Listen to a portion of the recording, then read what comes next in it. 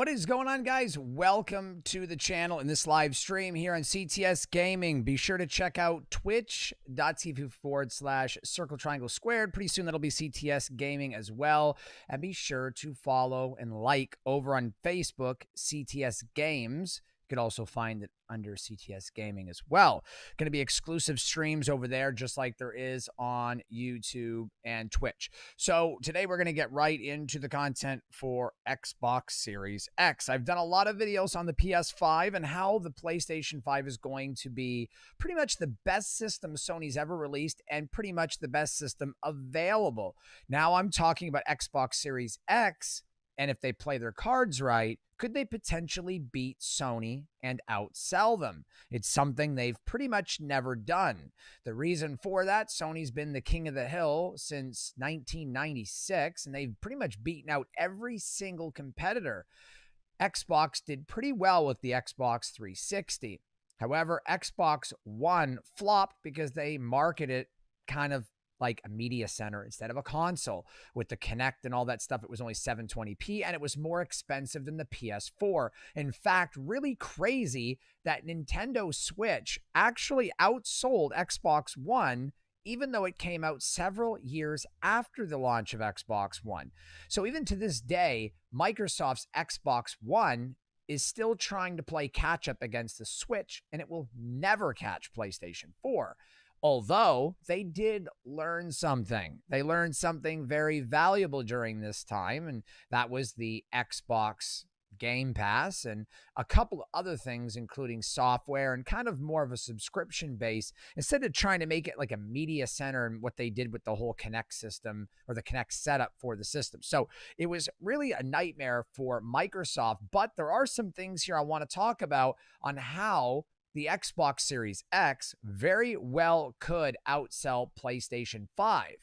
First up, 120 hertz support. There's only one game, Dirt, that's 120 frames per second on the PlayStation 5. Xbox Series X has more than 8 games that will do that. Now, is that a game-changing setup? Probably not in its own right, but there's a lot of other things that are coming in this list. Number 2, quick resume. If we're just going off of how PlayStation 4 or even the PS4 Pro and the Xbox One X behave, I could easily quick resume a game or kind of close it, go to another game, open it real fast. And not only that, I can have a game open and browse the web. It doesn't slow down. PlayStation 4 Pro, the PS4 Pro that I have, can't do any of that. When I got Call of Duty open, it takes like 30 seconds to go to my settings and turn my headphones off. Like, it just can't multitask like Xbox. Does that mean the PlayStation 5 won't be better? No. Does that mean PlayStation 5 couldn't be better than Xbox Series X? No, not saying that. But if we're going off of PlayStation 3 and Xbox 360, Xbox One and PS4, it's safe to say that Xbox Series X will quick resume easily, faster, with more titles, and you can multitask better. That's another really big key to the system. Did it help them with Xbox One? Absolutely not. But like I said, there's more than one or two things to this puzzle. There's multiple things. So we'll move along to number 3, which is backwards compatibility. PlayStation 5 will most likely play all PS4 games. It will not play PS3, and it most likely won't play PS2 games because that was the most difficult, I guess you could say, engineering that they had. That's why you couldn't play PS2 games on a PS3, but you could play PS1 games. So it's hard to say which games you're going to be able to play on PS5 with the exception of PS4, whereas the Xbox Series X will play Xbox, Xbox 360, and Xbox One titles, discs or digital. It will play everything. In fact, they're even remaking some games that were really old for the Xbox One, and those games will play on Xbox Series X. So you pretty much can play every single game that was ever released on any Microsoft console. You can play them all on the Xbox Series X.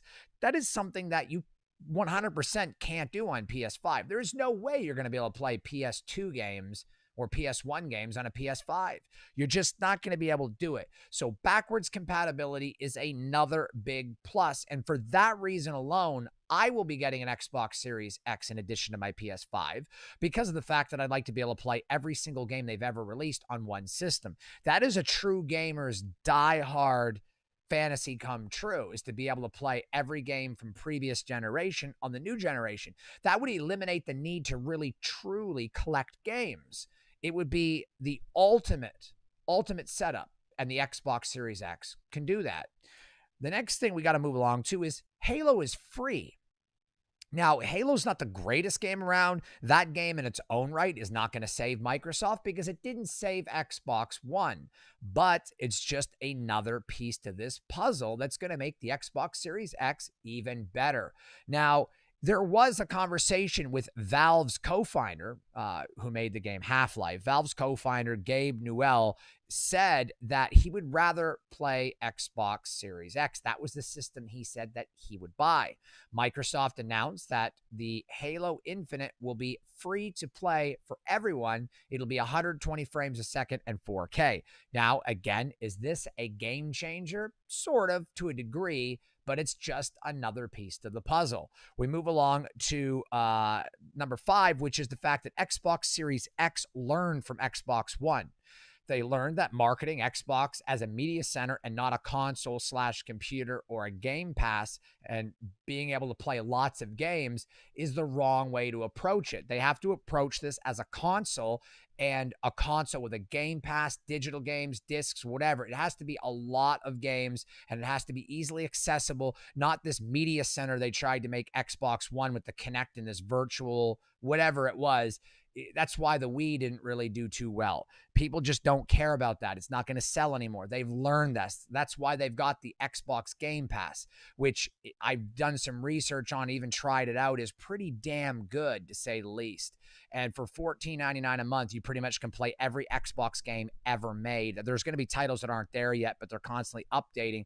Now, I do have PS Now, and it's also flawless, but the fact that Xbox Now has a PS Now competition or competitor package is really great, because Xbox One, when it first came out, didn't have it. PS Now has been going on a lot longer than Xbox's Game Pass. So they learned from that, being able to have the backwards compatibility and play all games ever made, Xbox 360 and the One, all on the Xbox Series X. So they learned from the past, and it's really going to help them. The next thing here is the Xbox Game Pass. For $1 for your first month, you can play pretty much every game they have available. And that's even including Xbox games, like I said, 360, Xbox One, and of course, all the new games are going to update there, just like PS Now, but some people prefer it over the PS Now. Me, I don't have enough experience to say that. So Xbox Series X is definitely going to have a lot of benefits over the original Xbox One and the Xbox One X. Not to mention, like I said, the previous things that were just as important, like the quick resume, the 120 frames per second and 120 hertz games, the 8K support, which I'm sure we're going to see very soon. Halo is free, and they're being endorsed by Valve's co-founder. Like, there's a lot of things going on here. So can Microsoft live up to the hype that they have put out there? I believe they very well could. And there's one more piece to this puzzle: exclusives and quality games. Halo's great. Gears of War is great. Forza is great. But they're not going to live up to games that are exclusive on the PlayStation. And we all know, like Dark Souls, Demon Souls, Horizon. There's a bunch of other games that we could go through right now, but this is not about each of those games. This is about the system as a whole. If you look at Bloodborne's another one. If you look at the exclusives for PlayStation and the exclusives for Xbox, Sony wins that. And they've been out longer and have a bigger fan base. That's the reason why PlayStation beats Xbox. However, the key here is to make people either A, jump ship, or B, buy both. Because anybody who buys an Xbox Series X is going to most likely get Game Pass very soon, immediately or shortly after, meaning that they're going to make money off that. They're going to buy games for both systems. So they really want to get people to jump ship, or at least give them a try, which will get them a foothold in the market to be stronger than the last generation. They definitely can do that, which is why they bought up 3 or 4 different gaming studios. However, those studios have quality games in the works that won't be available at launch. So it's going to probably be a year or two after launch before we really see Xbox Series X getting good exclusives. We're going to have to rely on Halo, and we're going to have to rely on Gears of War and Forza and a couple others to really hold the exclusives. Now, if you don't care about exclusives and you just want to play on the console that has the better hardware, the better like Game Pass / PS Now, like you want the better streaming abilities to just pay a subscription and play games, then they're pretty much neck and neck. It's going to come down to which you prefer controller wise, system wise. They've got a really good standing right now. So I feel that Xbox has a very good chance at beating Sony this time around. It's hard to say if I think they will or not. It's really going to come down to game development and how fast the exclusives come out and the quality of them. If we don't get at least one good exclusive in the first year or year and a half, then Xbox Series X is going to definitely have a little bit of trouble. Are they going to do better than Xbox One? Almost for certainty, they're going to sell more units than Xbox One. And the fact is that Xbox Series X just might even sell cheaper than PlayStation. At this point, it's hard to tell, but I would not be shocked to see Xbox Series X sell for $399 because the Xbox One had two different prices. The one without the Kinect, which was available later on, was $399. So it's very possible if they sell the system at $399 and they market the Game Pass right and promise people higher quality exclusives in the future and can back that up, Microsoft could very well take the fight to Sony and it could get real fun for us. So that's really the key here. I really think it could come down to those things, but they have a really good shot. They have the best shot they've ever had at taking on the champion or the king of the hill, Sony, for the first time in 20 years. So I'm hoping you guys enjoyed this video. I appreciate you guys stopping in, and be sure to check out Facebook, CTS Games, Twitch /Circle Triangle Squared, which pretty soon will be CTS Gaming. And of course, if you haven't already and you're stopping in for the first time, subscribe, punch the like button, comment, and share this video below. And we're going to definitely have some more content on Microsoft Xbox Series X as well as Sony's PS5. So stay tuned for that. We got a stream coming up tonight in about 4 hours. Stay tuned for that as well. We will see all of you guys on the next upload or stream. Be safe out there in these strange times. And again, thank you so much for watching. We'll see you guys in a couple hours. Peace.